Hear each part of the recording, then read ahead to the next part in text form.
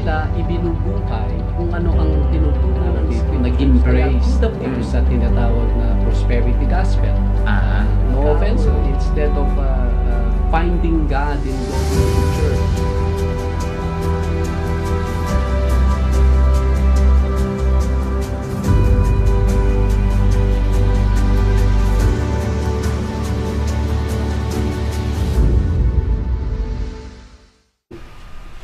Welcome po sa ating programang The Bible Kape. Welcome sa ating pong Monday edition.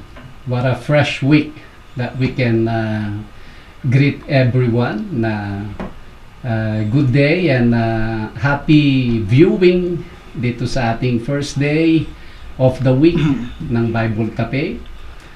Salamat, nakaraos po ang ating Sabat, ang ating mga Sunday services, at ngayon ay a fresh week dahil ito pong programang pinagkaloob ng ating Panginoong Yahweh ay Monday to Friday ito. Again, kami po ay nagpapasalamat sa patuloy ninyong pagtangkilik, panonood dito sa ating programang The Bible Cafe. Not only that, we know that you are all praying as well na nawa ito ay patuloy na magamit para ma-convey natin ang salita ng ating Panginoon. Alright, salamat po. At with that, I would like to give the time also na makapagbati itong ating mga kasama dito sa studio sa episode na ito. Again, welcome po sa Bible Cafe. Magandang araw din po sa inyo. Ito si Brother Fernan ng God Church Calvary Chapel, Baguio City. At unang-una na gusto kong batiin ay, of course, ang aking may bahay na nasa California ngayon, si Malu. At alam ko, nanonood siya. Ito ang inaabangan niyang programa. Mapuyat man siya, ay masaya siya dahil ito ay nagbibigay sa kanya ng kalinawagan sa kanyang buhay. At gusto ko ring batiin, special mention po ito si Dr. Karen Luna. Siya po yung surgeon ni Vincent na pamangkin ng aming kapatiran na si Brother Dennis. Siya po ay sa Philippine Heart Center. At sa mga iba pa na tagapakinig, lalong-lalo na po dyan sa kapatiran sa God Church Calvary Chapel, ay magandang araw po sa inyong lahat. At of course, padala ninyo ang iyong mga katanungan, mga comments para maging interactive po itong programa po natin ito. Yes. Dahil ang Bible Cafe ay sa inyo rin po ito. At kami po ay nagagalak kung kayo po ay nag-i-interact. Yan. At meron din po tayong guest ngayon. At siya rin ay babati sa inyo. Opo, magandang gabi po sa ating lahat. And ito po si Brother Manny po, sinuhin ng kabahagi din po ng God Church Calvary Chapel po dito po sa Baguio City. And it's an honor and privilege for me to be a part of this program. And it's a blessing po for me and for us po. Nawa, sa pakikinig po ninyo and you're also watching ay nawa po ay mabless din po kayo. At binabati ko rin po ang aking may bahay, si Sister Marisol and aming tatlong anak. Right. And sa aking mahal po na ina dyan po sa Narbacan, Ilocos Sur po, at aking mga kapatid po dyan. Nawa po ay makapanood din po kayo at makapakinig. I hope may mga internet na po rin po dyan sa probinsya. And I pray po na ito po yung way na mai-share po din ang salita ng Diyos sa inyo pong buhay. So magandang gabi po and maraming salamat po. Yes. Alright. So with that, ako rin gusto kong bumati ng mga previous viewers natin. They actually greeted us, left us comments, and yet somehow ay nalampasan po natin sa ating pagbasa sa ating chat box. Yes. Unang-una, I want to greet my sister, si Bot Gamboa. Hello, Bot. Komusta? And she is actually watching us from Fairfield, Columbus, Ohio. Ayan. And she actually set her alarm na gusto niyang maging kabahagi sa ating live program. Yes. Kamusta na? I also wanna greet si Pastor Noni Abad Santos sa Chicago. At he asked me kung kailan ang next visit pa US. Actually, Pastor, I have a schedule before the end of this month. Particularly June 27. So if you have some event dyan sa Chicago, just let me know. I will be staying siguro either the 20s ng August or sa duration ng month of August. Pastor Noni, I wanna say hi. We wanna say hi to you and your family. Yan, lovely family you have as you post sa inyong Facebook. Ano po? Si Sister Lucy, yan, sa Las Vegas. Sister Lucy, Adonai willing po, sa end of this month, I will be sa Las Vegas with the CEMI brethren. As you were asking, kailan po ang aking susunod na visit. Speaking of CEMI, yes, ang CEMI are also watching us. Hello everyone. Now, this will bring you some wisdom, insights, and some encouragement even this very episode. And Sister Lucy, hello, and to your handsome hubby, hello, good evening. And also speaking of CMI, si Chef Robert Pablo and Sister Elaine Pablo and family, they are watching either live or yung recorded natin. Chef, kumusta po? I heard that you are looking forward every day to our program. Si Sister Maricel, magandang gabi. At yun na nga, ang na-miss ko yung greeting mo. But now we are returning to you. Salamat sa inyong panonood, even sa your prayers. I'm sure you are praying for us. Ano po? And regards kay brother at sa mga anak. And also lahat ng mga Calvary Chapel pastors who are watching and will watch this episode. Magandang gabi po. Good day sa bawat isa. And yun, ang mga CMI brethren in Las Vegas, I believe I just mentioned it a while ago.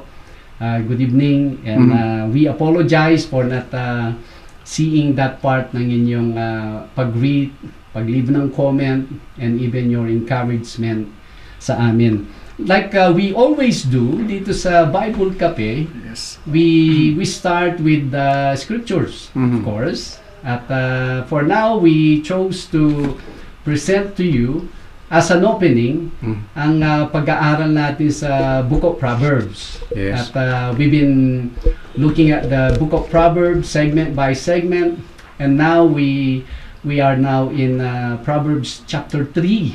Kaya if you have the luxury to open your Bible with us, ay nasa chapter 3 na po tayo. Now, if you are watching this while on the road, driving, please do not open your Bible. We can read it for you. You can listen and everything kung ano po yung explanation nito, even yung interaction. Now, as you listen po, again, we ask that you give us your comment or maybe your question sa mga topics or subjects na atin pong natatalakay dito, either from the Book of Proverbs na atin pong binasa, in-explain, or some particular na question po ninyo sa Bible or sa inyong Christian walk, sa inyong Christian life. We will be more than happy to by the help of Yahweh to answer it po sa inyo. So with that po, I will give the time kay Brother Fernan. At sige po, umpisahan na po natin ang ating pag-aaral dito sa Proverbs. chapter 3 verses 1 to 6. Yan po. Yes, At we request Brother Manny to read us the scripture. Okay po, if you have your Bible with you, may we open our Bible. Proverbs chapter 3, verses 1 to 6. It says here, "My son, do not forget my law, but let your heart keep my commands. For length of days and long life, and peace they will add to you." Verse 3, "Let not mercy and truth forsake you. Bind them around your neck. Write them on the tablet of your heart." Verse 4, "And so find favor and high esteem in the sight of God and man." Verse 5, "Trust in the Lord with all your heart, and lean not on your own understanding." Verse 6, "In all your ways acknowledge Him, and He shall direct your paths." Yun. So, yun ang Proverbs chapter 3 verses 1 to 6. Am I right, Brother Manny? Verses 1 to 6. Sige po, tingnan natin what this segment can bring to us. Again, ang ating topic dito, it is center sa wisdom of God, instructions ni Yahweh. Ayan. Even just reading it, it tells us all the beautiful benefits na pwedeng magkaroon tayo if we will hear, understand, and treasure ang mga instructions ni Yahweh. Now, before we will go and explain line by line, I just wanna open yung opposite niya, kumbaga yung other end ng one that ignores or to set aside yung mga instructions ni Yahweh. Basically, this is the kind of generation we have now these days. Na pagdating sa instructions ay ang tao, they're becoming so parang ayaw nilang ma-cover kung instruction siya. Parang they have the spirit of nalilimit sila. Parang something is controlling them. Something is stopping them to pursue yung kanilang pinaka-ultimate na gustong gawin sa buhay na ito. Now, ano naman pong klaseng generation or klaseng tao na meron ito pong panahon natin? Actually, it's a messed up generation. All kinds of sabihin nating unsound doctrines even entered the church. All kinds of rebellious arrangement even inside inside the family is now causing all kinds of damage. Dahil yung instruction is now becoming an option. More especially yung instructions na galing kay Yahweh. Now, if we have time, if we have the desire to know the instructions of Yahweh, wala po siyang negative whatsoever. And yet, many people, even people na masabi nating involved sa church or church people, they try to demonize when you look at the instructions of Yahweh and wanting to apply it to yourself. Parang hindi mo na kailangan i-apply yan. Wow, what kind of kaisipan pag ang ganun klaseng tao na supposedly we advocate kung ano ang tinuturo ni Yahweh sa kanyang salita. Instead, we're pushing people away to be under sa instructions ni Yahweh. That is really sad. Kaya nawa, before we even start dito sa ating pagpapaliwanag, explaining line by line may we the kind of people that when we understand the word of Yahweh, the next one is we pray on how we can now put that in application, ika nga. Kaya let's see po itong sinasabi ni Solomon even dito sa chapter 3, yung unang segment.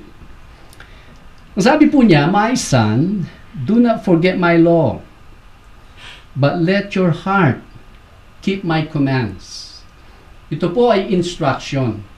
Papansin natin, "My son, do not forget my law, but let your heart keep my commands." Of course, yung law at yung commands, they're synonymous.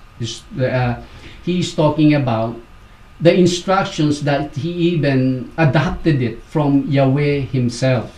Of course, ngayon, sinasabi ni Solomon bilang one very experienced, learned person about the ways of Yahweh. Now he is instructing people like you and I na not to forget the law. Not to forget the law. Kaya lang, when you say not to forget the law, unang-una, have we ever learned the law? Yan po ang nawawala sa panahon natin. Lalo na, dumating yung tinatawag na hyper grace. Na ngayon, kung merong relationship sa ating Panginoong Yeshua, Jesus, there is no more law. There is no more law that should contain anyone. Dahil siya ay nabubuhay na sa New Covenant, dahil siya ay pinrainan niya yung prayer na tinanggap niya ang ating Panginoong Yeshua bilang kanyang tagapagligtas, Panginoon. So there is no more law. Actually, if you read Matthew chapter 7, around verse 21 to 23, it talks about Yeshua, even Jesus, rejecting those people who do not recognize the law of God. That is something, that is a text na magandang to study and to meditate sa mga so you can be protected sa mga doctrines that are naglilipanan ngayon sa loob mismo ng church. Ano po? Kaya ngayon, ang instruction ni Solomon is not to forget my law, but let your heart keep my commands. Verse 2, these are the benefits. If you will not forget, of course, if you are a new Christian, it's always good to read your Bible from the Old Testament. To be familiar sa Torah. Hindi po yung you go to sa New Testament immediately, you have all kinds of interpretation and never read the Old Testament. So, if you want to be grounded when it comes to understanding, it's always good to have time reading the Old Testament. Now, kasi unang-una, wala pa namang book of Matthew dito. Wala pang book of Philippians. It's all Torah. Ano po? So, ang sabi niya sa verse 2, "For length of days and long life and peace they will add to you." Those are only the beginning or the first benefits na magkakaroon tayo when we not forget ang batas ng Diyos and to keep them in our hearts. Number 1, yung length of days and long life daw. Length of days and long life. How can we have length of days and long life? Of course, according to sa sinet na araw or years ni Yahweh sa bawat isa sa atin. Ano po? Ang mangyayari dyan, syempre, hindi ka nandadaya, hindi ka nangagrabyado at ikaw ay maayos ang ugnayan mo sa ating Panginoong Yahweh, talagang hahaba ang iyong buhay. Ano po? Payapa ang iyong mga cells. Payapa ang system mo and everything. So, length of days and long life and peace. And peace they will add to you. What a beautiful, alam po ninyo, sometimes ang peace hindi siya nabibigyan ng napaka gandang possession ang magkaroon ng peace. Maraming mga tao, alam natin, we've been talking, even yung mga mayayaman, they have all kinds of wealth. And yet no peace, talo po natin sila. Ang peace ay yung payapa ka. Dahil wala kang you have not done anything against your God and against your fellow men, so that means you are at peace. Let not mercy and truth forsake you, sabi po niya sa verse 3. Bind them around your neck, write them on the tablet of your heart. Ganon ka-importante po ang mercy and truth. Of course, alam natin kung ano po yung mercy. Ang mercy yung paano tayo nakikitungo doon sa may mga pagkukulang sa atin. Doon sa mga taong may mga nagawang hindi tama sa atin. How do we deal with them? Do we deal with them harshly, judgmentally? Kumbaga we judge them na sana ganun ang mangyari sa iyo and everything. No, actually yung mercy dapat, which should always be in us, because any moment even us will commit mistake. Kaya nga pag may pagkakamali, pagkukulang ang ating kapwa, it's always good to exercise mercy rather than justice. Ano po? And then ang sabi niya, let not mercy and truth forsake you. Yung truth, dapat totoo ka rin. Yung kung hindi ka totoo kasi, malayo yung peace sa iyo eh.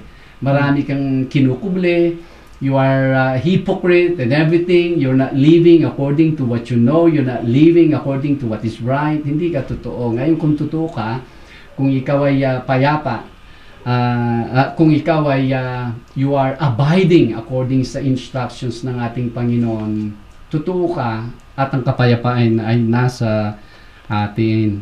And then verse 4, and so find favor and high esteem in the sight of God and man. Kumbaga, commendable kang klaseng tao.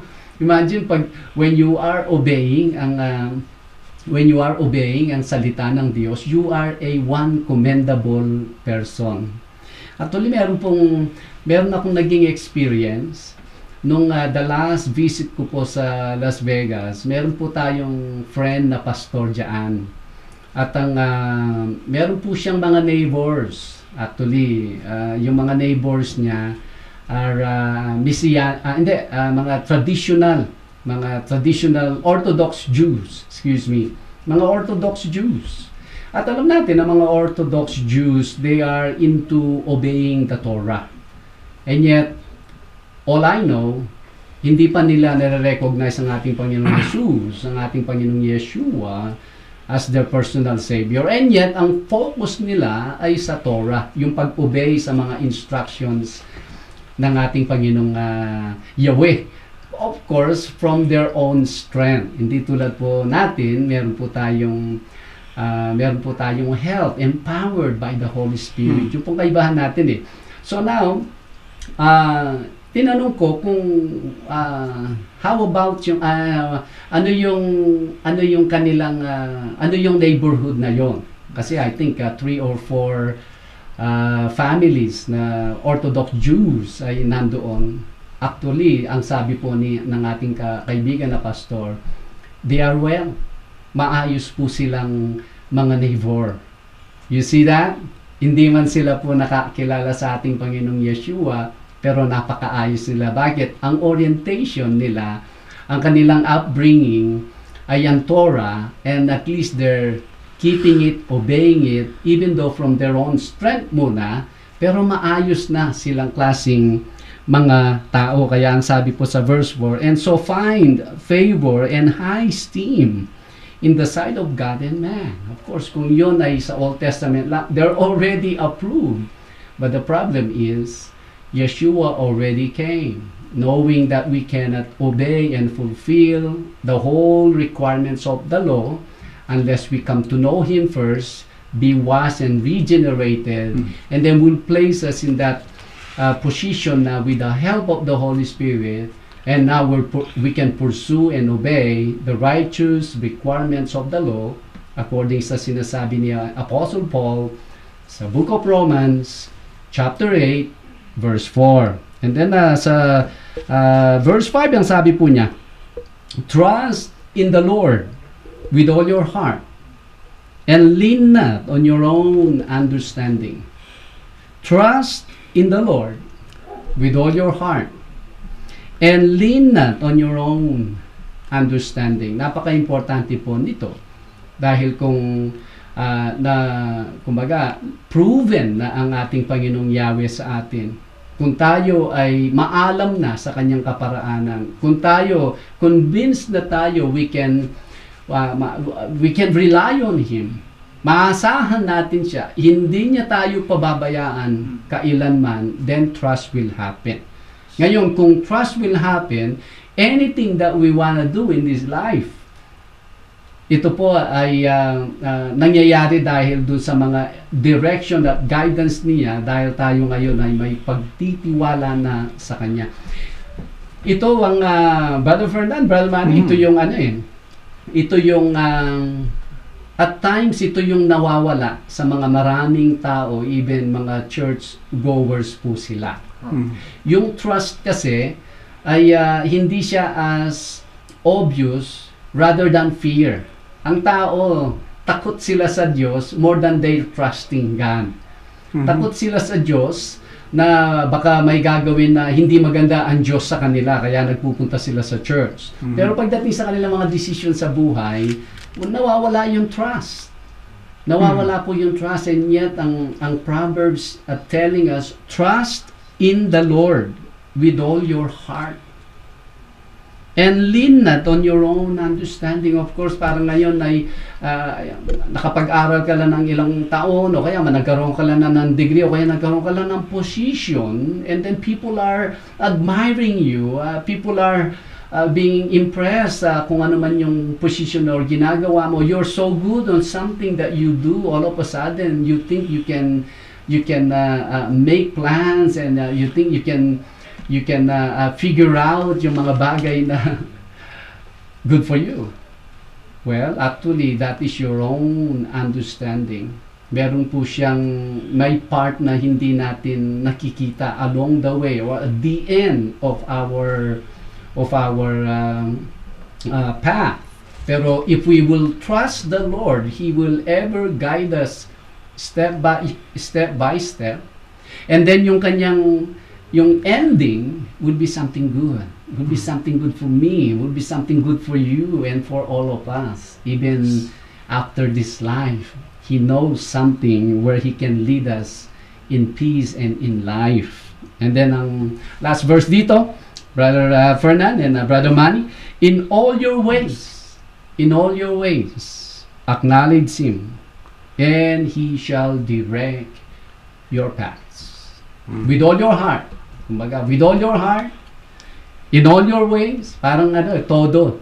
Parang todo po. Once you do that, once we do that, ang sabi niya sa last part ng verse 6, direct your paths. And He shall direct your paths. Okay? Wala pong walang mintis ito. Ito ay pumasok lang sa isip ko, Brother Fernan, Brother Manny, itong illustration na isang marunong na gumuhit, mag-drawing, artist na isang tao, kahit anong simple na tool sa pen, writing material na ibigay mo sa kanya, he can draw something beautiful from a very simple writing material, pencil man yan, ball pen, or painting, ano man siya. If you will give it to this person, and yet you don't want to let go, your hand is there with his hand, as he does his strokes, as he does his painting or his art, nandun ang kamay mo. That's gonna mess up. Kaya nga, this is very important with all your heart. With all your understanding. Ayan, yung dapat all in, ika nga. Let it go. The one who will guide us is Yahweh Himself. Kaya later on, we will not say, ang gulo ng buhay ko, anong nangyari, and everything. We will not say that. Why? Because He will never bring us to that point or sa ganun na klaseng buhay. Proverbs, beautiful. That means dito, dalawang focus. Number 1, alamin natin ang mga instructions ng ating Panginoong Yahweh. Pangalawa, magtiwala po tayo every single day.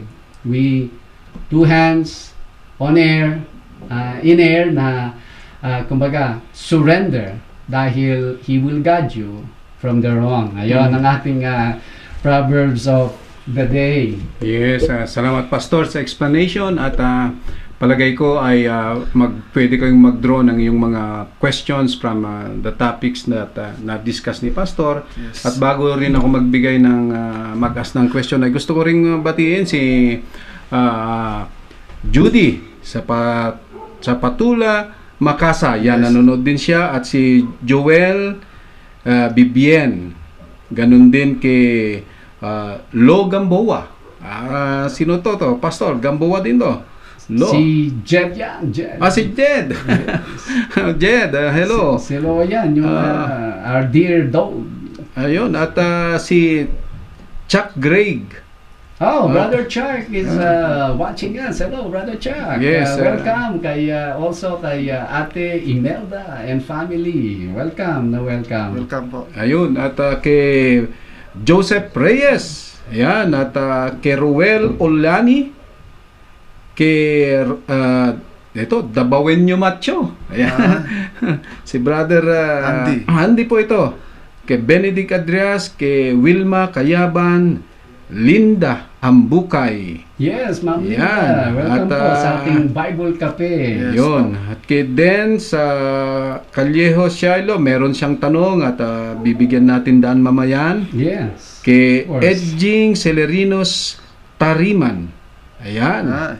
Pastor Edging from Davao, Calvary Chapel. Welcome, Pastor Good Edging. evening po, Pastor. Ayan. So, Pastor, habang kayo po nag-explain, parang dito sa verse 1, kasi parang napansin ko na yung mga nasabi nyo ay mess up ang generation na ito. It is. Dahil siguro, palagay ko ito, Pastor, ay masasabi ko ba na ito ay dahil din sa mga churches na kanila ring dinadaluhan dahil sabi nga niya rito, let your heart keep my commands. Ang Yes. commands ng isa na naisip ko rito ay yung command ng ating Panginoon na ang union of man ang union ng dalawa ay between man and a woman. Pero sa churches mismo ay inaalaw na yung union ng same sex. So yung sinasabing let your heart keep my commands ay mismo ang church ay hindi nakikip doon sa commands ng Panginoon. Yes. Kaya dito naging mess up yung generation. Alright. The reason why messed up po ang generation na ito is because of from many different influences working all together to number one, to destroy the family. Number two is to separate people individually, to detach from themselves. Tingnan naman po natin ang naging impact ng gadget ngayon, na noon ang mga young people from childhood to teenager at sa 20s, all they do is converse, they talk. At ngayon ay nawala po 'yon, naging individualism. Ika nga, ang ito sa gadget pa lang po ito, sa technology pa lang. And then now, what is more accepted na practice na nakikita sa mga unbelievers ay ito ngayon. And then nandito naman yung materialism, yung makikita mo, they go to different places, they go selfie, and then they create a coveting spirit to people. Kaya seldom na we take a picture, especially when eating very delicious food. Oh yeah, when there is a beautiful some beautiful landmarks behind us, we try not to do that. Why? Well, because why don't you just enjoy that food or just enjoy that view, and so not to create envy sa mga makakakita dun sa picture na yon. Ano po? So na, hindi lang yon, and many other things pa eh. Lalo na ngayon, ang ang phonography po is rampant. All you have to do is one click. Yes. You can watch any kind of pornography sa internet. So many things ang trying to destroy people, individual. Pagdating ng church ngayon, the church is supposed to bring people sa instructions ni Yahweh, and yet ngayon church they're trying to find a compromise ground na hindi nila malose ang kanilang mga church members kung if they will present Torah or the instruction of Yahweh according to how Yahweh wants them to know. Eto ngayon, hindi lang yung you mentioned a specific practice ng church, Brother Fernan, but actually there are many things that mga church leaders now, they tend to skip when it comes to the instructions of Yahweh na dapat na i-expose ang mga tao. Eto na ngayon. They're not learning what is the law of God. If there's no law of God that they have learned, then what is to remember? They will not remember anything. Kaya dito ngayon, people now are confused, disillusioned sila, and ang dali nilang mahugot, mahila doon sa all kinds of unsound doctrine. Kaya yun, I'm just saying, Brother Fernan, hindi lang ang church, kundi ang church supposed to bring them, to correct them, bring them to the instructions of Yahweh. Rather, ngayon they're thinking how they can grow, paano dadami ang number nila, paano sila makapagpatayo ng church, paano sila maging tanyag and everything. Yun ang ngayon ang focus ng, hindi po lahat na, maraming mga churches. Ayun. Okay, salamat po Pastor. At Brother Manny, baka mayroong madagdag o question din sa na daanan natin. Opo, Brother Fernan, as we can see, the Christians now these days, ano po yung benefit itong program po na ito, na alam po natin na may mga nanonood na mga kapatiran po natin na evangelicals, mga denomination. Ano po yung mapupulot po nila sa program po na ito, lalong-lalo na yung mga they are entering a new, yung pagiging born again nila, pagiging Christians nila, na mapulot at maaral nila sa programa po na ito. Para sila po ay makarating po doon sa katotohanan na kalooban po ng ating Panginoong Yahweh po, Pastor. Well, that's one thing is hindi naman lahat ng nakakapanood po nitong programang ito are seeker. Pero those who truly desire to malaman ang salita ng Diyos na walang denomination barrier, I believe makakatulong po ang programang to, Brother Manny, dahil for one is we give them chance to ask questions or clarification sa mga pinipresent natin. At the same time, we bring the gospel sa kanila casually. Even ano yan, ika nga, yung mga, alam natin yung mga package delivery. Ano yung tawag doon na door-to-door delivery. Ito, lalampas pa sa door. ito dinideliver natin sa mismong living room nila, sa kitchen nila, sa kanilang office. We deliver the Bible so they don't need to leave their house. And yet they can be part of this Bible study that we do. Hopefully, ang mga seeker will somehow tune in and will watch this program, and then curiosity and interest will start from there, and nawa sila mismo ay they can dig sa salita ng Diyos, and from there on malalaman po nila ang katotohanan. Ayan po, so isend nyo na po ang iyong mga katanungan, at ito po yung number na pwede nyong magamit. Anyway, naka-flash po naman dyan sa screen, pero babanggitin ko po kung just in case na miss nyo na po. Ang Globe, sa mga Globe users po,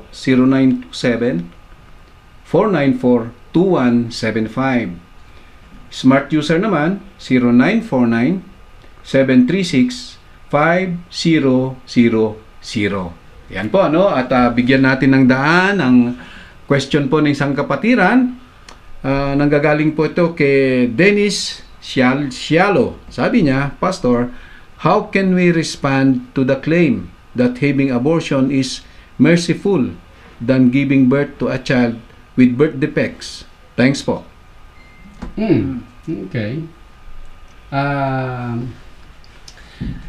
Abortion, ano po? Opo, Pastor. Actually, nung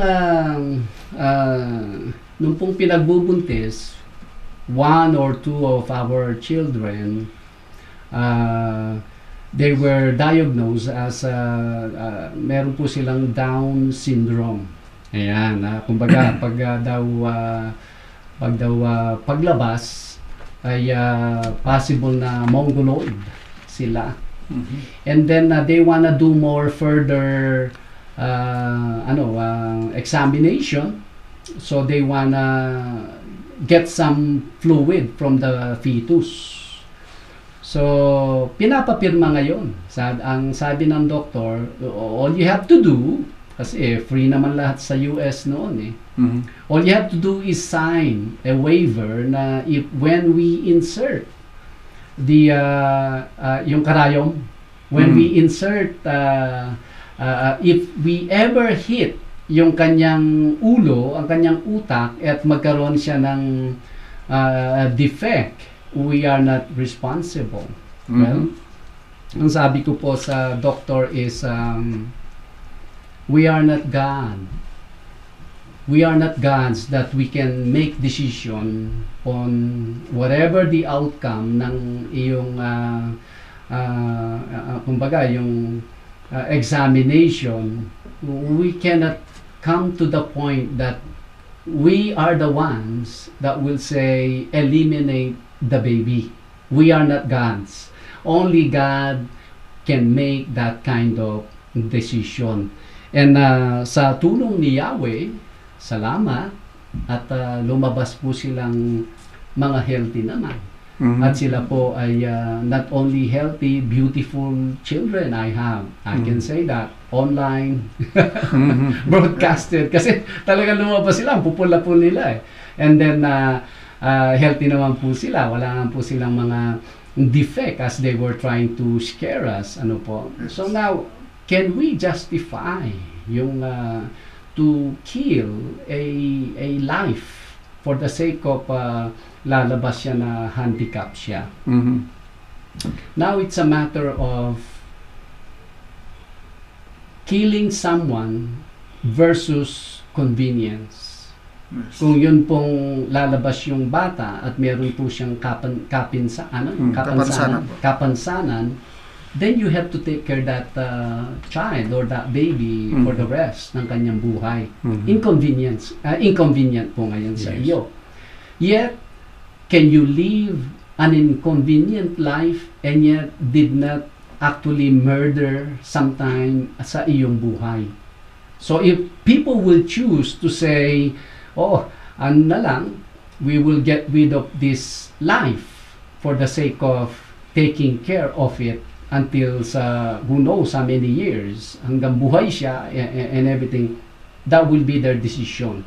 But as a Christian, I believe we will never arrive to that kind of decision. Pero siyempre, ang mga tao, they wake up different times of their lives. Kumbaga, iba-iba naman po ang tao But may Yahweh will give us wisdom na lalo na sa mga taong nagpupunta na sa church, nagbabasa na ng Bible, nawa, hindi po papunta doon.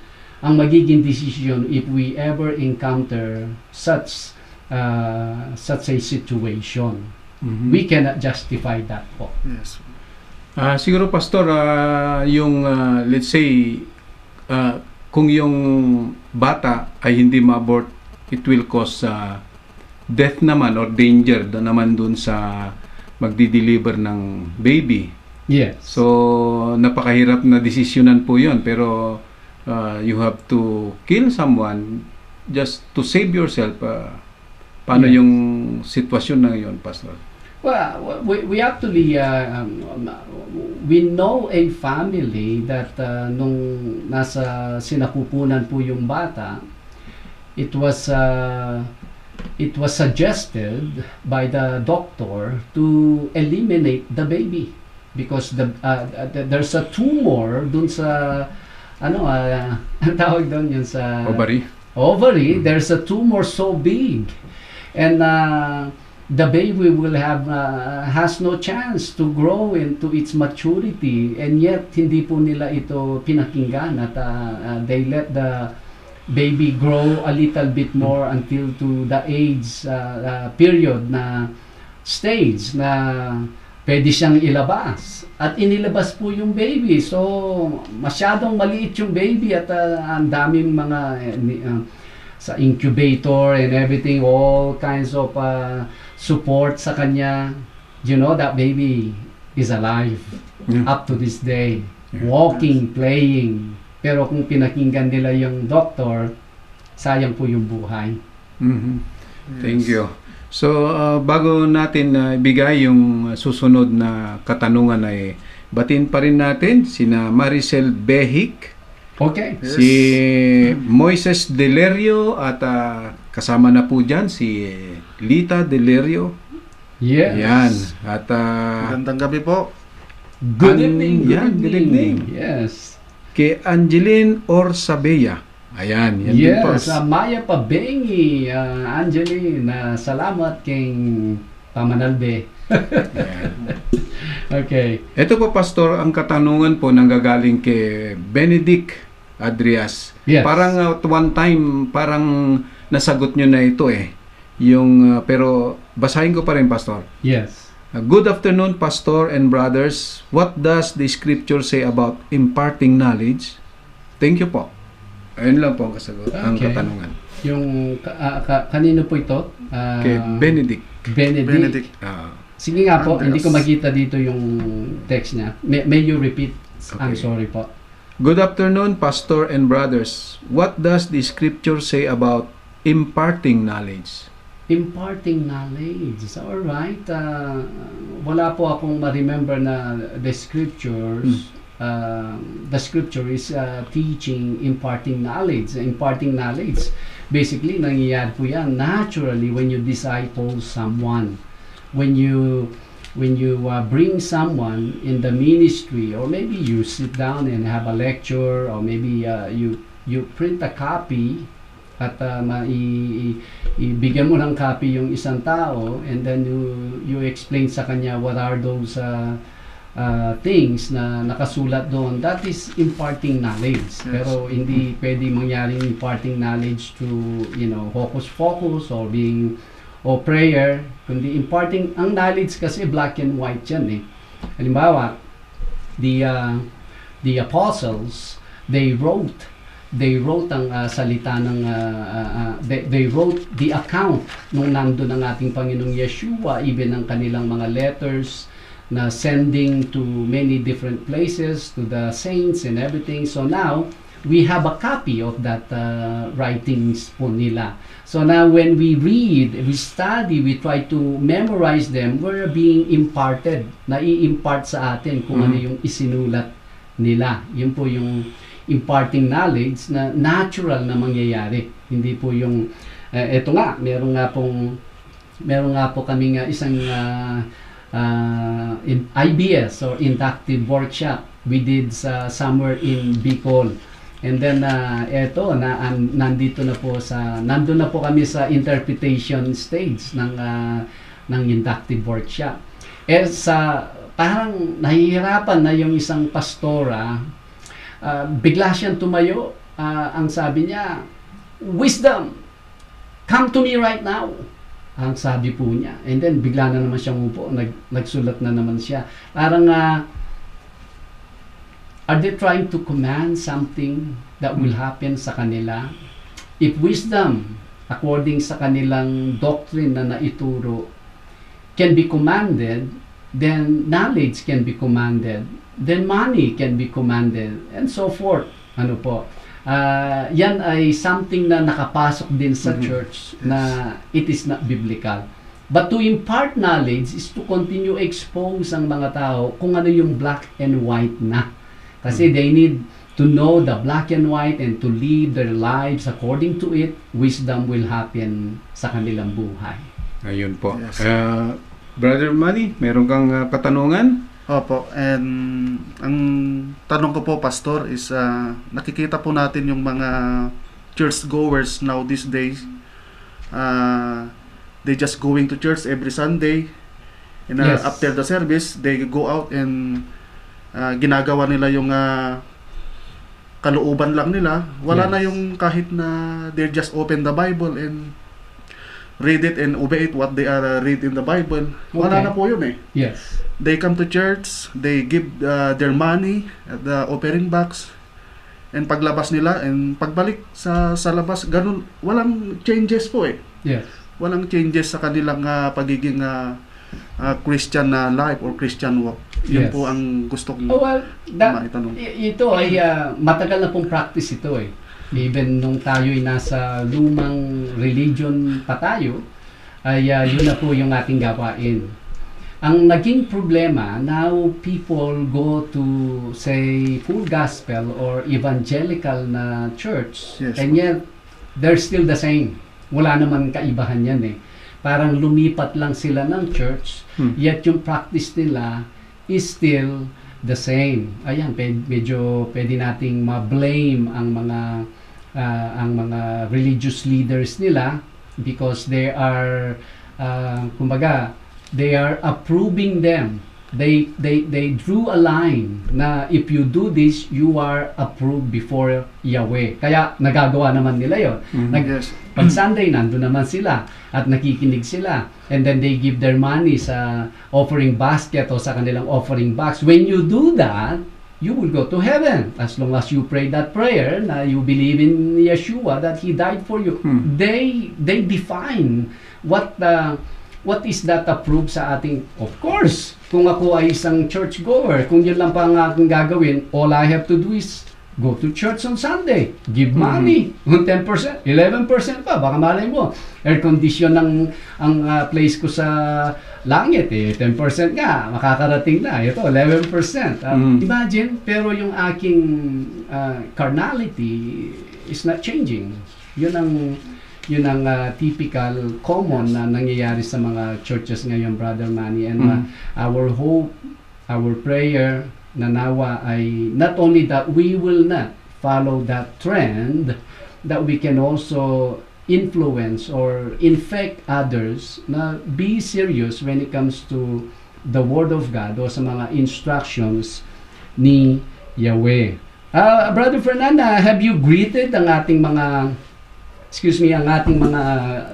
viewers? I see more viewers dito, sina Criselda Garon, nag-appear po ba Wala sila? dito, Pastor. Okay, let me do the greeting then. Pastor Lito, you just turn on. Salamat for watching us.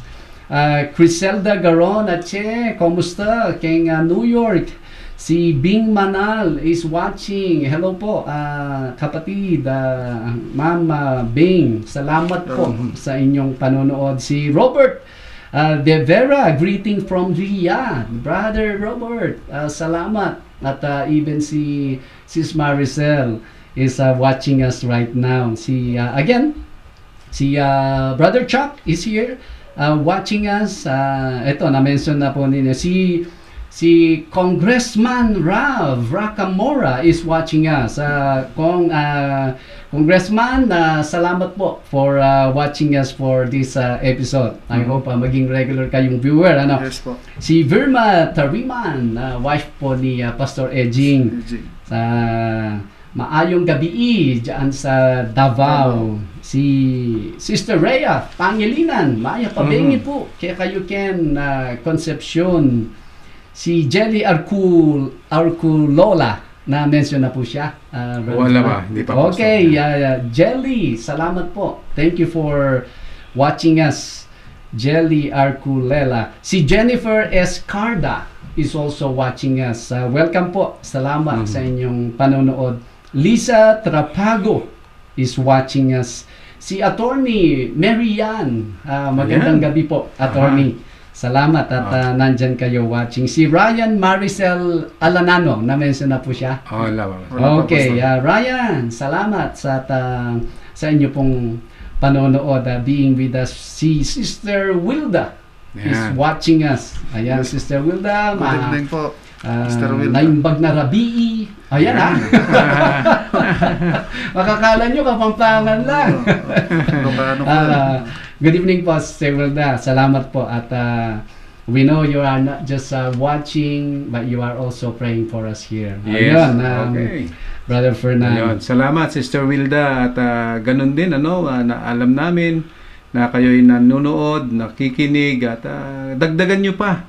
Yes. Mag-send po kayo ng mga questions po para maging interesting po at maging lively itong ating programa. Yes. Ayan. At Pastor, bigyan ko rin ng daan ang Opo. question po na nanggagaling kay Tanya Vergara Adrias. Okay. Ang sabi po niya, "Hi Pastor, madalas po kasi na overuse po ang verse na ito. Yes. In that day you will ask nothing of me. Truly, truly I say to you, whatever you ask of the Father in my name, He will give it to you. Yes. Until now you have asked nothing in my name. Ask, and you will receive, Yes. that your joy may be full." Paano po ang tamang application po ng ask and you will receive? Yes. Madalas ko rin po naririnig yung word na claim it. Ayun po, yung Okay. mahaba, yung kanya. Alright. Yan. Yes po.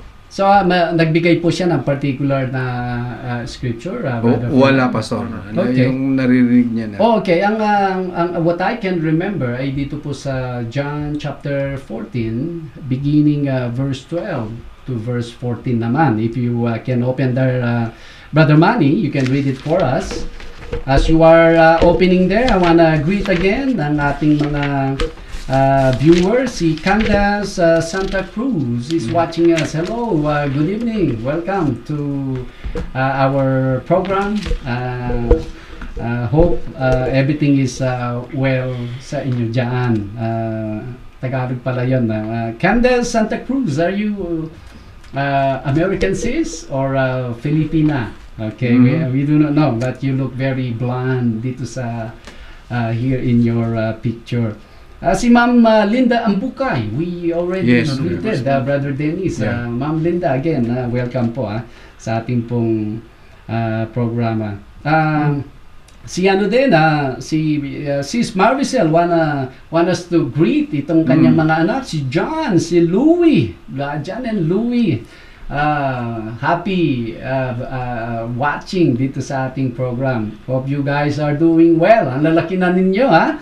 Anyways, when you come and visit Philippines, just stop by sa church so we can have some time together. Si Charles Theo is also watching us. Villamil. Theo, how are you? Sino pa yung isa? Si Consor Palseso. Ayan, si Pastora Consor Palseso. Hello po, Pastora.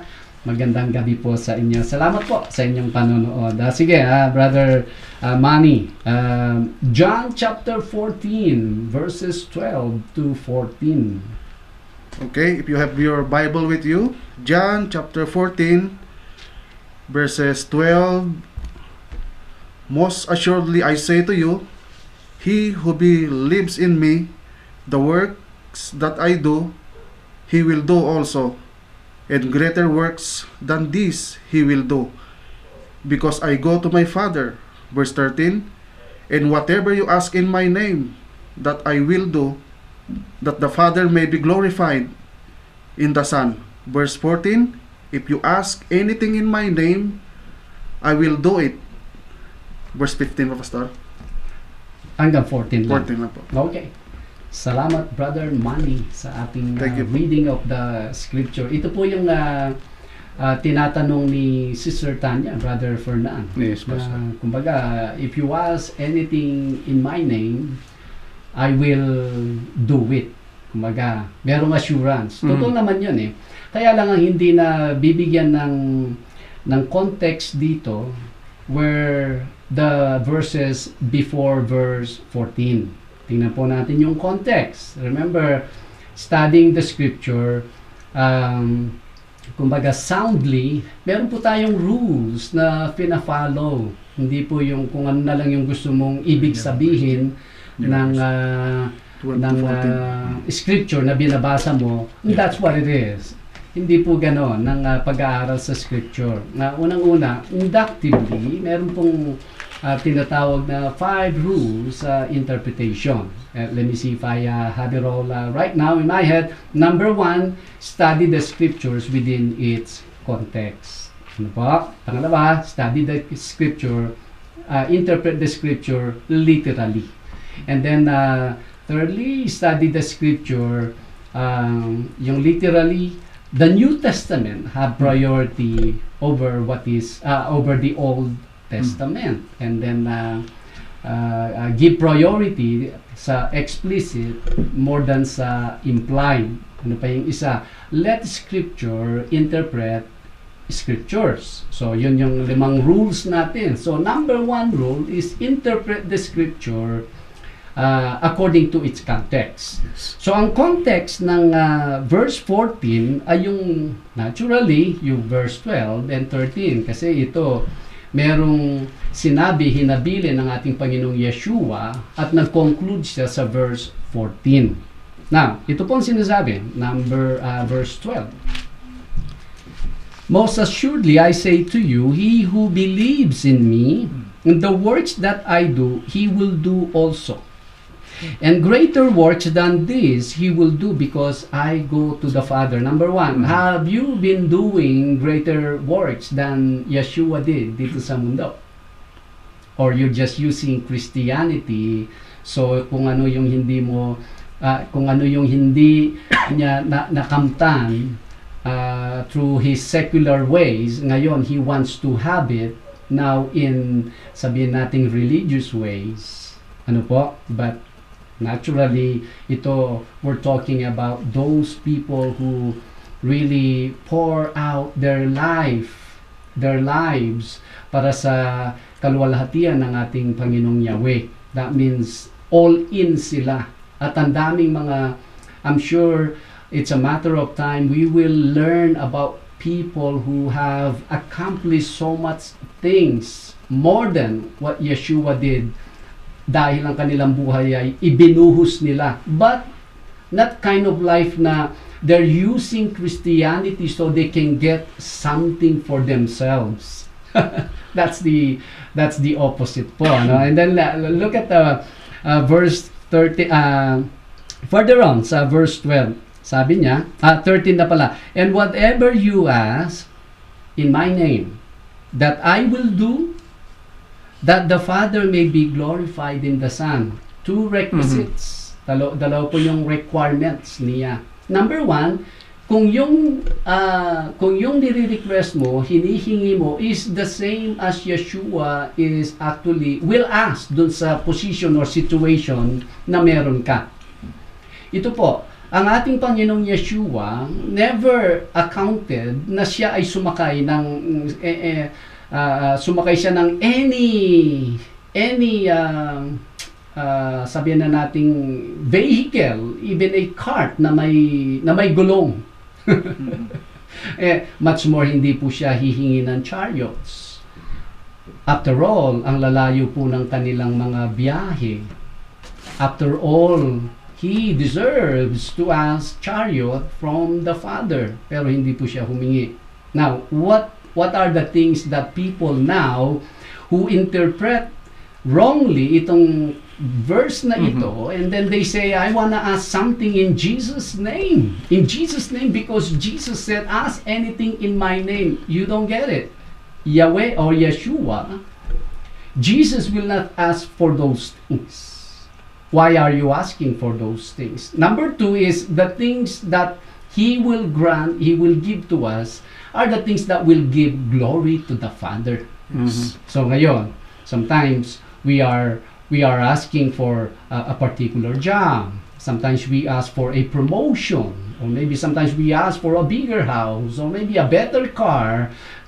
Whose glory is that? Kanino glory, Brother Fernan, no? Kaninong glory ang kauwian nung hinihingi ng isang taong nagpe-pray? It's His glory but not the glory of the Father. Yung pa lang, yung context na yan will now put so many limits on what can be prayed pala sa verse 14. Kaya sabi niyang verse 14, now, if you ask anything in my name, I will do it. Yun po. Kaya, Sister Tanya, the reason why na-abuse ito, nabigyan ng misinterpretation, misuse, is because of simply, hindi nila finalo yung tinatawag na rule of interpretation, studying the scripture within its context. Yun. Yes. Salamat, Pastor. At karagdagan po doon ay marami na nagpray-pray ang tao. Ako rin mismo, nung bago-bago pa ako ay lahat ng prayer ay binabanggit ko yung in Jesus name. Okay. Yes. Ilan din kaya sa mga kagaya ko noon, nung babes pa na in Jesus name, yun ang binibigkas nila after prayer, na hindi nila alam kung marami ang hindi nakakalam ng ibig sabihin ng in Jesus name, Pastor. Yes. At nasabi mo nga, Pastor, na pag tayo'y nananalangin na for the glory of the Father, ay yun po ay dapat na talagang ibigyan natin. Pwede natin gamitin yung in Jesus name. Let's say, for example, we're praying po, Pastor, not for ourselves, kundi doon sa neighbor natin na nangangailangan ng tulong, ng masakit siya at kailangan niya ng healing. And then we pray for her or him, and then gamitin natin in Jesus name. Yun ba, Pastor, ang tamang gamit ng in Jesus name? Yung mag-benefit yung ibang tao na ikaw ay nag-pray, ay hindi ikaw ang beneficiary doon sa hiniling mo. Yes, and meron lang akong reservation sa every situation ng tao. We are not there to intervene kasi as usually we overcover ang mga bagay, people, when it comes to prayer. Di po ba? Remember ang ating Panginoong Yahweh, our Creator, our Elohim. He watches everything and everyone. So now His desire is for everyone to eventually come to know Him, and eventually they will come to His kingdom. So now ang mga tao, they are uniquely created, designed. Everyone is different. Di po ba? Sometimes ang mga anak natin, we actually have our genes, our chromosomes ay nasa mga anak natin. But when they grow up, they're so different. Sometimes, we just wish na yung mga positive, mga good things na mga traits natin, they will possess it. And yet they don't. Because unique ang pagka-create sa atin. Now, we will also go through this life.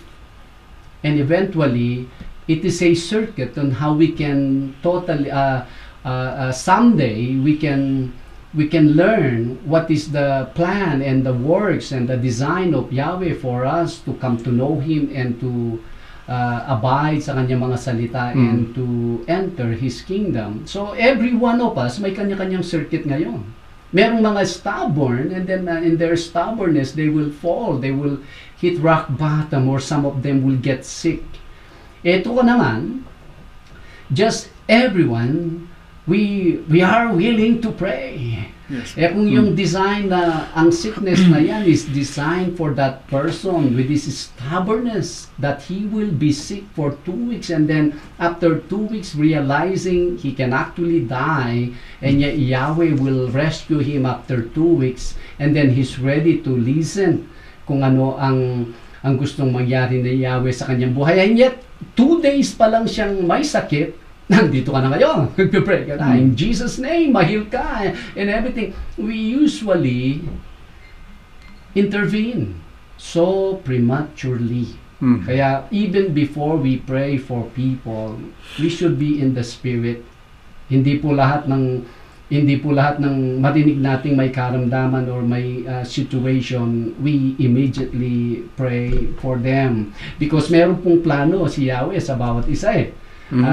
But there are those who come sa ating harapan that with the leading, yung sa Tagalog pa, yung udyok ng banal na espiritu, pray for this person. Then we will more than glad to pray for that person. We can even use the name of Jesus or even the name of Yeshua for the healing of that person. Yan lang yung reservation ko doon na Brother Fernan.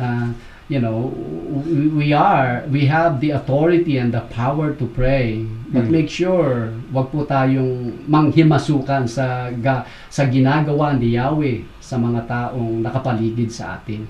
Okay. Opo. Karagdagan na katanungan po doon, Pastor. Pwede ba natin tanggihan yung mga taong gustong magpa-pray sa atin? Let's say yung nabanggit mo nga, sakit, Pastor. Opo. Kung ito naman ay dahil sa kanilang kapabayaan. Sa sarili po nila. At ito, parang bawal yung kumain ka ng ganito para hindi taas ang kolesterol. Yes. Tama. And yet, gustong-gusto niya yung kolesterol. Ngayon, nagkasakit siya at magpapapray sa atin. Yes.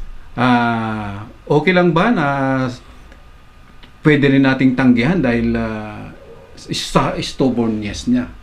Oh well, there's always a way. Pero remember, if we can help the person to take them to what is the right things to eat unang-una. Kaya may problema eh, hindi mo sinundan yung manual eh. Kaya nga, even the Bible gives us guidance on the things to eat and not to eat. Di po ba? So now, after na, okay, innocent siya, the person did not know yung mga bagay na yun dapat pala iniiwasan. Sure, there's always mercy. But after na sila'y mahil, let's help them. Alam mo kapatid, ito will keep you healthy. And these things will make you sick. Pag hindi pa sila nakinig, the next time they get sick, they can call a friend. But it looks like this number is busy, my friend, because I already told you the things that can keep you healthy. Si Jonathan Bacani is watching us. Hello, magandang umaga sa inyo po dyan, Brother Jonathan, and together with Sister Raquel and your beautiful children. Good morning. Ayun. Ganun din kay Sister Tess. Yes. Sister Tess Tan is watching us. Sister Tess, I'm sure you are inviting your friends to watch us even at this time at early dyan sa New York, California. Yes. Thank you for waking up just to be part ng program na ito. Si Joanna Marie Garcia Palomino is watching us. Sis Joanne, salamat. Nakakapanood ka sa ating programang Bible Kape. I'm not sure kung nandiyan kayo sa baba o nandun kayo sa malayong lugar. And also kay Pastor Chuck, if I may, Brother Fernan. Yes, Pastor. I really appreciate you and the brothers. Pastor Ram, ayan. Yes. Kumbaga, Salamat. Nandyan si Brother Chuck, very encouraging sa ating mga mga manggagawa. Si Don Fernando is watching and even waving at us. Don, happy watching at kumusta dyan kay Sister Ren, kay Seb, kay Ate Josie. May everyone is enjoying ang ating program. Si Claire Morales Gibbs. Ate Claire, kumusta po? Happy watching po sa ating programang The Bible Cafe. Ayun. So bago natin na ibigay or bigyan daan yung question ni Dens Cialo ay Brother Manny. Yes po. Meron kang question or clarification doon sa mga nabanggit natin na mga discussion just before we greet yung mga nabanggit na tao, meron ka? Balikan lang po natin yung about sa pagkain po na We Okay. are to stay away to not to eat, gaya po ng sinasabi po sa Bible na wag mong kainin, like for blood, yung dugo po, no? Yung mga strangle na mga animal, yung hindi po napalabas po yung dugo. Yes. And bakit po may mga kapatid po nating mga those denomination na they allow their people, even pastors po, kumakain po sila dyan, mga dinuguan, mga ganyan po. Yes.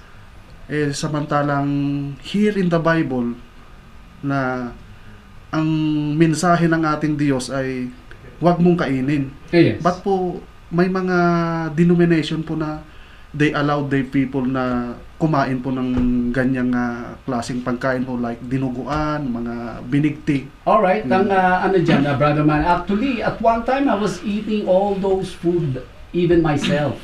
Lahat naman tayo ay galing dyan eh. Opo.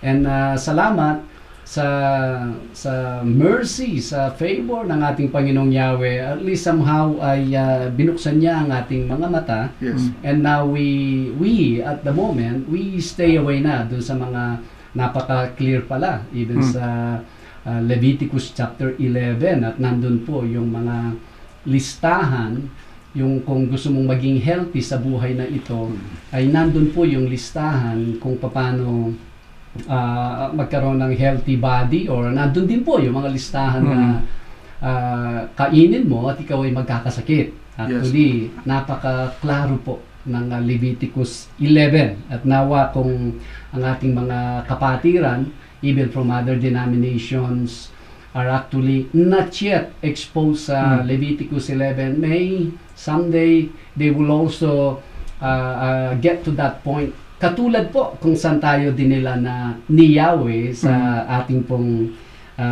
present na practice. Ayan. May mga greetings pa diyan, Brother Fernan. May mga nababasa ako dito eh. Crisanto Vergara, ayan, from Canada. Okay. Kuya Brother Chris, yes. thank you for tuning in to this program, at encourage na magbigay ka rin ng yung katanungan, at Yes, po. nandito po kami na magbibigay ng kasagutan. Yes. Ayan, at yun, Pastor, si Kuya Chris ang Si Rochelle Ferrer, ayan, watching us. Hello, Rochelle. Yes. Malapit na, malapit na. Ilang buwan na ba yan? Anyways, thank you for watching us. Please say hi to RJ and everyone dyan sa CC Manila. Si Sister Alma, San Gabriel. Hello, Sis Alma. Kumusta kayo dyan sa Laguna? Yan, at idagdag ko rin si Diba? Manang Bilin, baka sabi ni Manang Bilin, ba't si Kuya mo Chris mo lang binati mo? Yes. Yan, at yung apo na kanilang inalagaan, si Bin, included rin yan si Ed, at saka si kalimutan ko na yung pangalan ng asawa. Alright, Ni alright. Brother Ed. Yan. Yes. Opo. Si Val pala, si Val. Val! Oh, Sister Val. Hello. Ayan. Magandang umaga ba doon, Brother Fernan? Oh, palagay ko baka ako na rin, Pastor. Umaga, no? Madilim-dilim. Sa ko, malamig dyan. Speaking of Laguna, si Brother Dan Gutierrez is watching us. Hello po. Yes. Kuya Dan, kumusta na po? Please give our regards kang auntie. Oh, yan. Yeah. Salvacion Domingo Merano is also watching us. Happy watching po dito sa ating programa. Si Pastor Val Fajardo Lopez is also watching us, I believe. Sa Laguna din si Pastor Val. Pastor Val, na-message mo nga ako, Laguna nga ba kayo o Cavite? Basta lang po, banda dyan kayo sa Katagalugan eh. Si Celeste Golpo is watching us. Hello po. Welcome sa ating pong programang The Bible Kape. And may everything well po sa inyo dyan. Ayun. At nakaligtaan ko si Jeremiah PJ.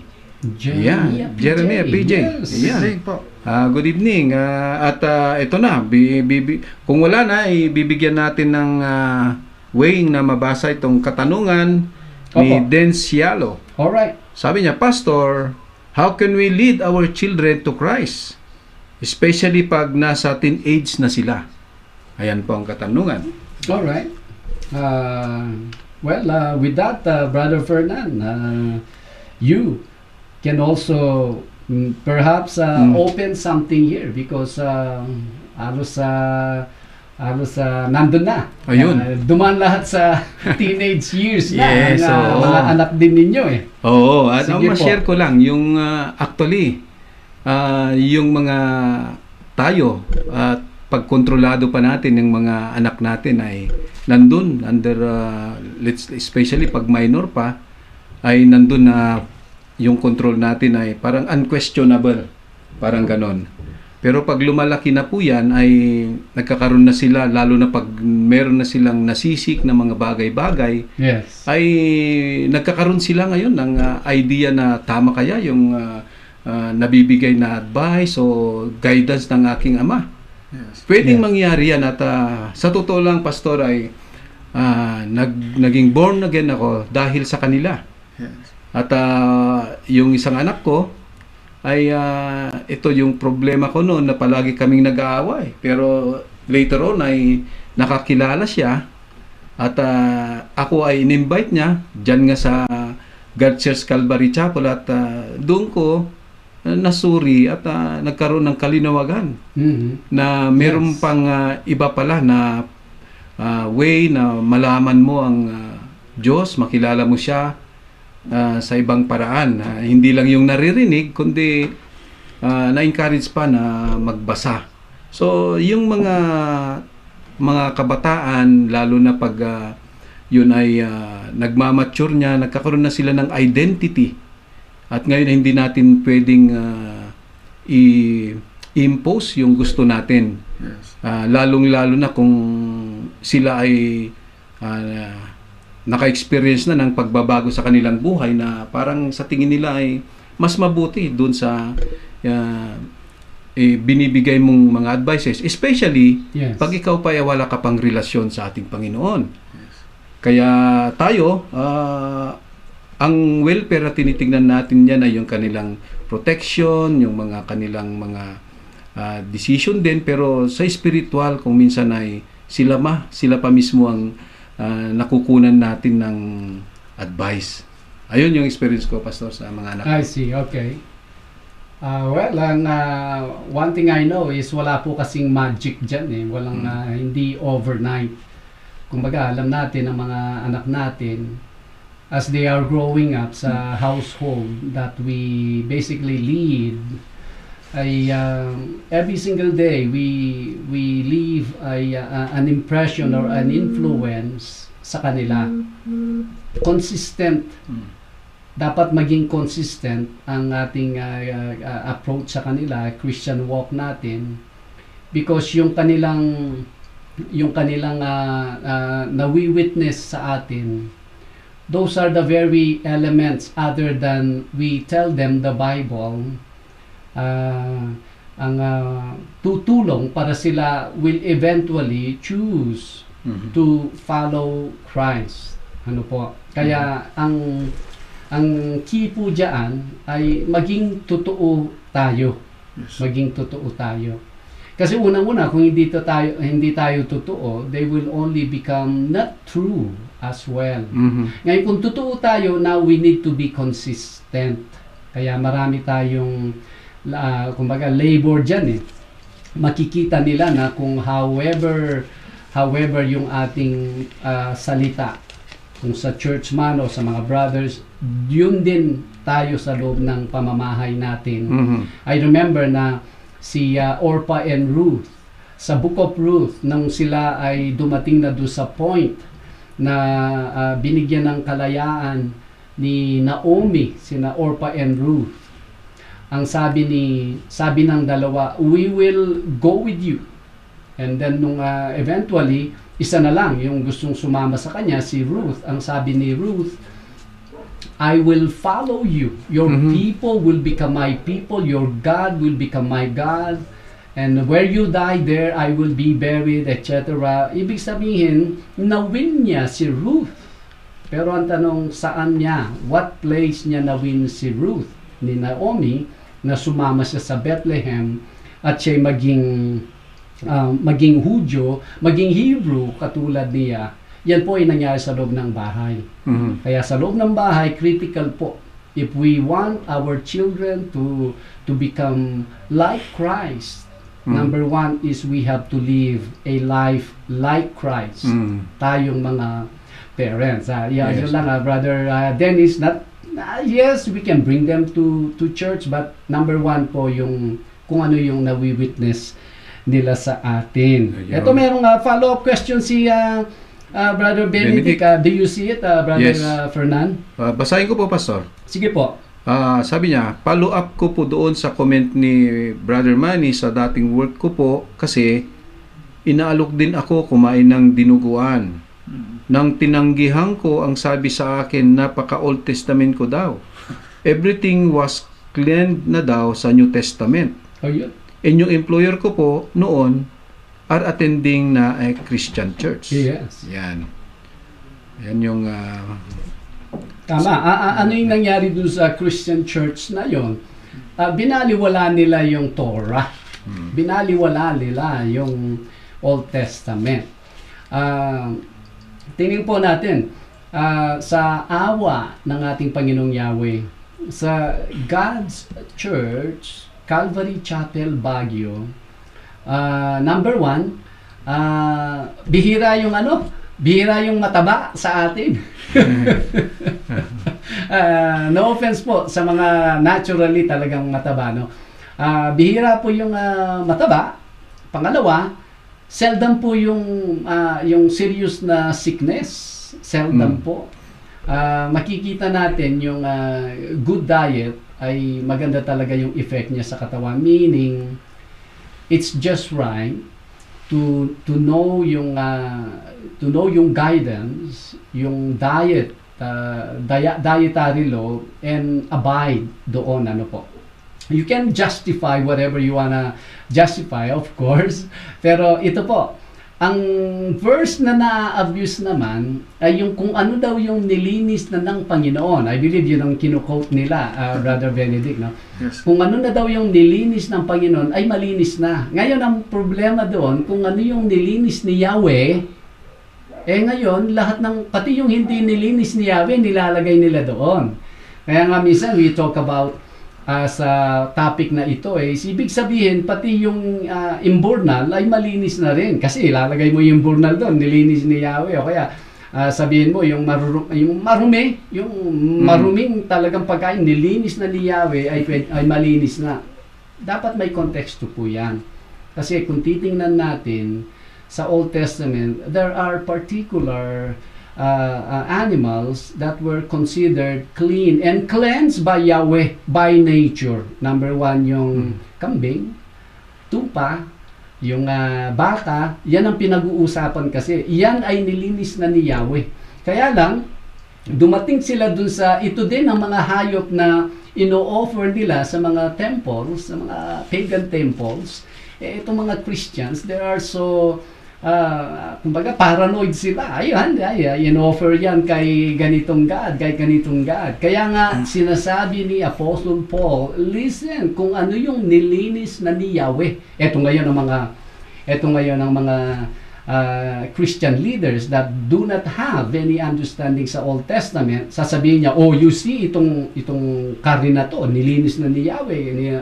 Doon po nagsisimula yung problema, Brother Benedict. Kaya let's pray for them. Nanawa ay they will also consider studying the whole counsel ng Panginoon, not only looking at a verse and then bibigyan nila ng interpretation na so far dun sa intention ni Yahweh. Yung nagbabackfire yan. Kaya maraming sakit na nagsusulputan ngayon, namely for the reason na kinakain nila yung bawal na pagkain. Ngayon. Okay. At gusto ko ring itanong, Pastor, para malaman din na yung bang pagkain, let's say, kumain ka talaga ng dinuguan, mga yan. Okay. At yun ba ay sin per se, Pastor, na pag kumain ka ay parang it's a way na hinder you to the kingdom of God, or dahil yung sa pagbabawal lang yan ay for health reason, para pag tayo po ay healthy, of course we can do yung pinapagawa ng ating Panginoon. Pero not necessary, Pastor, na pag kumain ka ay denied ka na sa kanyang kaharian. Yung pong spiritual kasi, may mga cult groups na when you eat, let's say, dinuguan or yung mga bawal na pagkain, they excommunicated you. They excommunicate you. Actually, pag kumain ka ng bawal na pagkain, it has nothing to do with the spiritual well-being natin eh. Not directly, not directly.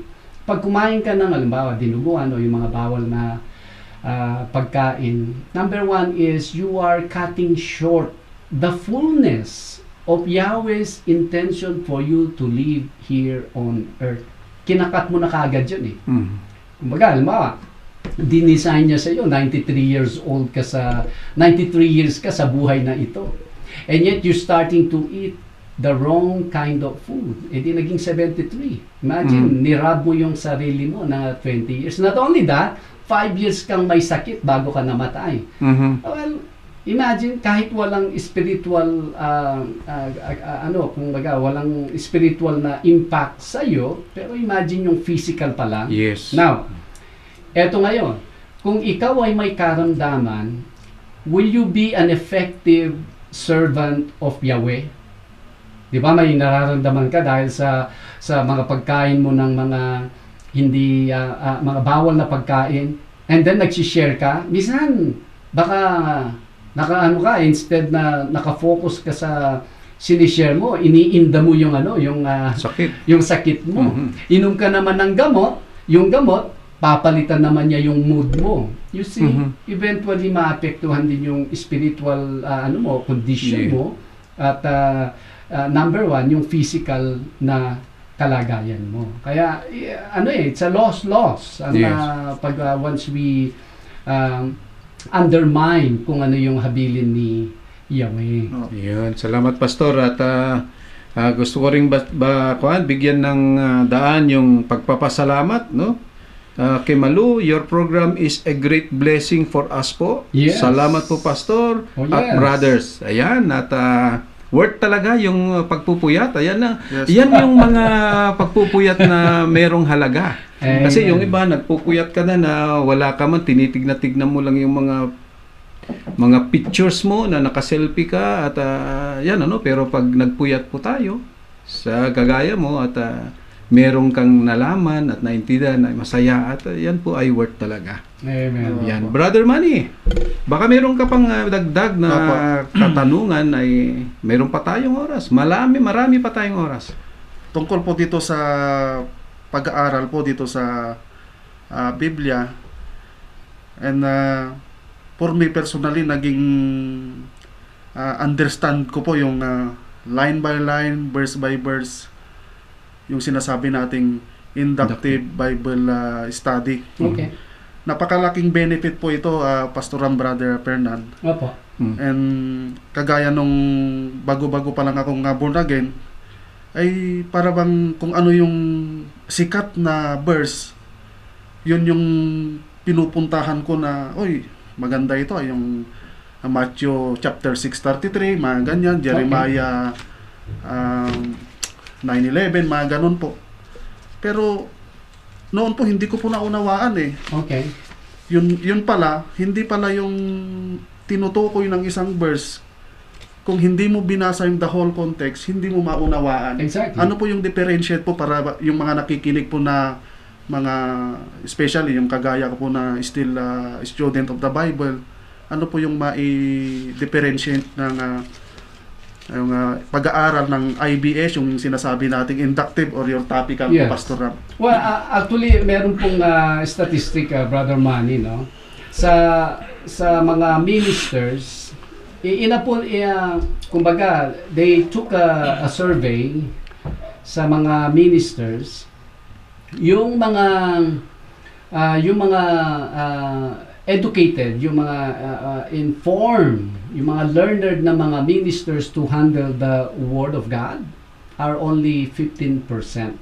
Mhm. Only 15% of them. Opo. Okay, sabihin natin 15%. Now, yung 15% na iyan ay nasa Asia po to, Asia.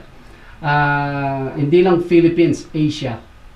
Yung 15% na iyan ay most of them naka-station sila sa mga highly urbanized cities na yung maraming tao. Siyempre, they have education and everything. So imagine yung 85%, they have no clue sa kanilang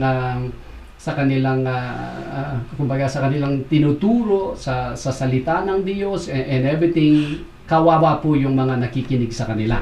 So we do not know what kind of a minister na meron itong gusto mong i-address natin, Brother Manny, na a disciple like us, students like us. Number one po, do not rely alone kung ano po ang sinasabi ng minister ninyo, ng pastor ninyo. Number one is, try to investigate kung hanggang saan yung kaalaman or alam ng inyong pastor. What if your pastor only telling you halfway leading you to the kingdom of God?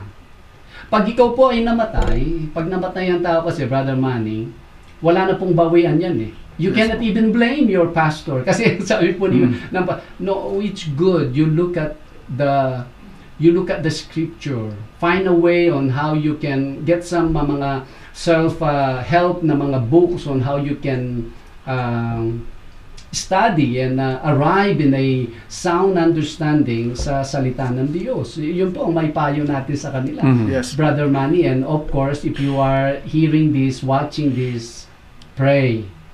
Pray, pray, pray, and Yahweh will bring you to a fellowship or a church or a program that you will continue to grow in understanding and knowledge pagdating sa salita ng ating Panginoong Yahweh. With that, I wanna read ang ating mga comments. Brother Fernan, if I may. Yes, Pastor. Si Chuck, Brother Chuck, maraming salamat po. Welcome, Brother Chuck, Manang Imelda, and also kay Maricel. Greetings to the Afurong family. Thanks for watching, Afurong family. Salamat. Si Carmela San Jose. I was just with them. Kumusta, Carmela? And Paul, John. Kay Ruby Rosa. Passion is watching. Salamat, Sister Ruby, asawa ni Pastor Fidel. Yan. Fidel Passion. Diyan sa may... saan na ba kaya? Sa Sambales, banda dyan sa Bataan. Anyways, thank you for watching. Welcome po kayo. Ayun. Yun po. At madagdag ko lang, Pastor, dun sa sinabi nyo na kayo mismo nagsabi na don't rely doon sa mga sinasabi lang ng pastor dahil ngayong danger. At yan ay nakita natin, na-witness natin at one time, yung nagpunta po tayo sa Bicol na nag-conduct ng workshop doon sa Inductive Bible Study. Yes. Merong tumayong pastor doon na for 10 years, sabi niya ay nagbabahagi na siya ng salita ng Panginoon. And yet, nung napakinggan niya kung paano i-interpret ang Bible, ay maiyak siya at sabi niya, ayaw na niyang magsilbi. Ayaw na yung magpastor dahil namulat siya na yung palang tinuturo niya ay mali. So, imagine kung yung for 10 years, yung mga nakinig sa kanya ay mali pala at dala-dala niya yan at yung nakarinig sa kanya ay ibinahagi din niya sa kanyang pamilya, sa kanyang friends. Yes. So, parang domino ang effect niyan. Yung mali ay nai-spread. So, don't rely. Sabi nga, no? Absolutely. Don't rely. At siguro, sa atin ay parang to check. Tayo po na listener o nag-attend, nakikinig, ay meron po tayong responsibility na to check. Dahil tama ba? Or ito, parang magkaiba kami ng opinion or interpretation ni Pastor. It's Yes. always good to to approach yung pastor at sabihin, Pastor, parang ganito ang understanding ko nito. Yes. Ano kaya yung basis? Ba't nyo nasabi ito? Parang ngayon. Yes. At ngayon, magbibigay si Pastor mga historical at doon karamihan.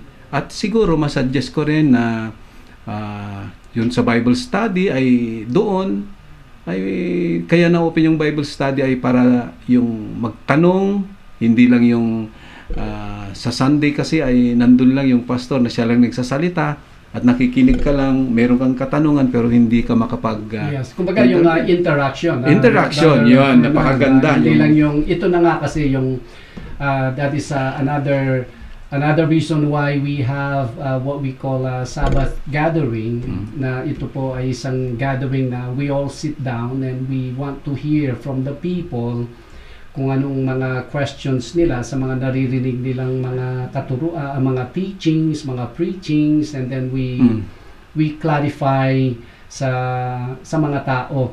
Kaya basically if something that you do not understand, it's ikaw na yon. Pero we always back up anything, any idea, any premise we present sa mga tao with explanation. Yun ang tinutukoy nyo, Brother Fernan, no? Na to find such a group that you can interact with them. Ariel Pinheiro is watching from Dumaguete. Brother Ariel Pinheiro, salamat po for watching us. Welcome po dito sa ating Bible Kape. Kaya yun when it comes to getting the right understanding sa Bible, meron pong labor ang bawat isa sa atin. Basta wag lang mag-rely sa inyong mga pastor, sa inyong mga church leaders and everything. Kasi remember, nung po tayo yung mga tinatawag na Indios, wala po tayong capability to read because we cannot read. Kaya ito ngayon, mga nagbibida-bida na they stand sa some kind of pulpit, at they tell us what to do, tell us what it is, what's written in that in the Bible, and they will tell us what does it mean. Pero ngayon hindi na po tayo Indio, tayo po ay pwede na magbasa at meron na po tayong capability to even research. We can buy commentary and everything, so we can kind of ask the right questions if we wanna get more accurate understanding sa salita ng ating Panginoon. Si Ariel Pinheiro from Hong Kong. Nasa Hong Kong ka, Brother Pinheiro. Alright. Say hi to all the dim sum and all the delicious street food. Basta ingat-ingat lang. At all I know is nasa Dumaguete ka. Thank you for watching us. May you continue to watch and pray for this program natin. Yes. Any other, Brother Fernan, bago po tayo mag-conclude? So far, Pastor, ay wala nang bago dito sa natetext. Sa iyo, Brother Manny, baka may bago kang... Yes po. This will benefit for us. Balikan ko lang po yung about Old Testament and New Testament. Yes. Kasi personally for me, may nagtanong po sa akin na sa denomination ba ninyo, sinusundan pa rin ba ninyo yung Old Testament? Yun yung tanong niya sa akin. Yes, sabi ko. Lahat ng nakalaan po sa Biblia ay sinusunod. Bakit po may Pastor Ram? Why may mga denomination na hindi na po nila linilingon yung Old Testament at nakapokus na po sila dito sa New Testament kasi sabi nila wala na yung Old Testament kasi na kay Kristo na tayo. So dito na tayo mag-focus. Ganun po yung approach po nila, Pastor. Well, that is typical, Brother Manny. Pero I believe meron tayong kasabihan ng ang tao hindi marunong lumingon sa kanyang pinanggalingan ay hindi po siya makakarating sa kanyang patutunguhan. Opo. How true is that proverb or saying? I think it has a lot of truths sa yung kasabihan na iyon. That is exactly what is happening sa maraming churches. Because they do not know the foundation. They do not know even that Christianity is a correction of the old system. But do they know what are they correcting? Hindi nila alam. Marami. Yan po ang cancer na nakapasok sa church ngayon. Yung ideyang no need to know the Old Testament. When Apostle Paul said, all scripture is inspired, breathed by God.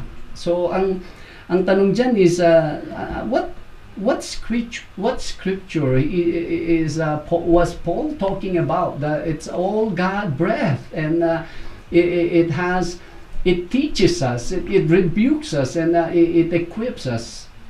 He's actually talking about the Old Testament. Yes. Kaya ngayon tingnan mo, what kind of a church, what kind of a Christians, this kind of idea na hindi na inaaral ng Old Testament, what kind of people are they?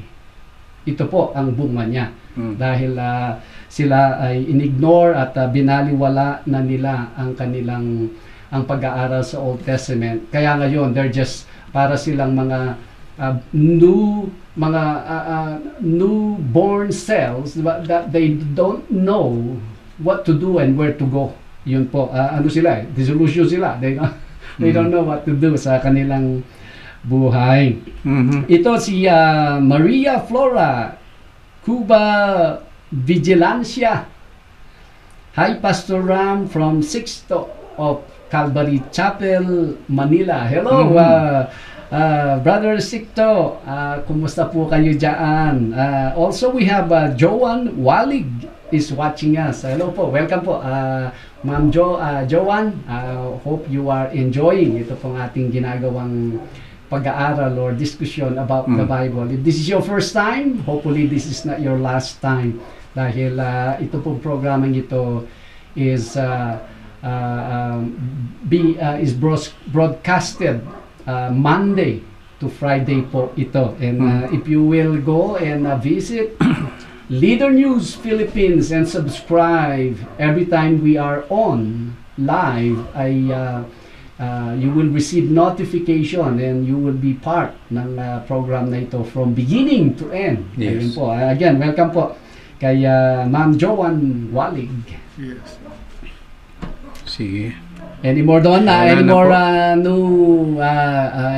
any more na hindi natin nag-greet, Brother Fernan? Halos nag-greet na nating lahat. Okay. Alright, si Ana Jessica Alvarez. Welcome, Ma'am Ana Jessica Alvarez. At hopefully you will watch even the whole program. You can always watch yung recorded po nito. And welcome po kayo sa ating pong programang The Bible Kape. We say regards sa inyo pong family, and may Yahweh favor you. Hindi po aksidente na you actually accepted our invitation to view or watch this program. Any parting words, Brother Manny? And then, pahabol ko lang po, pabati ko po si Dr. Reynaldo Carriaga and Dr. Herminia Carriaga po na may-ari po ng tinitirahan po namin. Alright. They are also Baptist po. Magandang gabi po sa inyo, Doktora and Doktor. Yes. Yan. Ako naman po ay nagpapasalamat po sa inyo sa inyong patuloy na pakikinig sa programa pong ito, Bible Cafe. At muli, inininyahan namin kayo, maski tapos na po tayo sa programa pong ito, ay continue na mag-send po kayo ng question at titingnan natin at babalikan at kinabukasan, the following program ay yan po ay sasagutin po namin. Magandang araw po sa inyong lahat. Ayun. Salamat po, Brother Manny, Brother Fernan. And again, ako rin po nagpapasalamat sa inyo. This is a more than an hour episode and yet you're still here with us, watching us. Salamat. At just pray na may Yahweh will bless us many more episodes, even follow the schedule natin Monday to Friday around this time. Like I said, kung kayo po'y mag-subscribe sa Leader News Philippines, may inform po kayo every time may program. By the way, after po ng aming program, ito po ang very interesting na paghatid ng mga updates, balita, whether local or sa national po natin. Kamao Asero by Sir Errol Dakame. Kaya please stay tuned. After namin pong magpaalam, immediately ay ma-update po kayo sa mga nangyayari dito sa ating bansa. Again, salamat po sa pagsubaybay ninyo, staying with us for the whole duration itong episode na ito. If you just tune in or ngayon lang kayo nag-accept, ay go back to sa very beginning nito. We actually tackled many different things and very interesting na mga topics na we believe makikinabang po kayo if you will go back again and watch the beginning nitong episode na ito. Again, si Pastor Ramesses Gamboa po ito ng Calvary Chapel, Baguio. Nagpapasalamat sa inyo as we always say, may Yahweh bless us, may Yahweh favor us. Hanggang sa susunod po, nagpapaalam na po kami. Shalom. Shalom.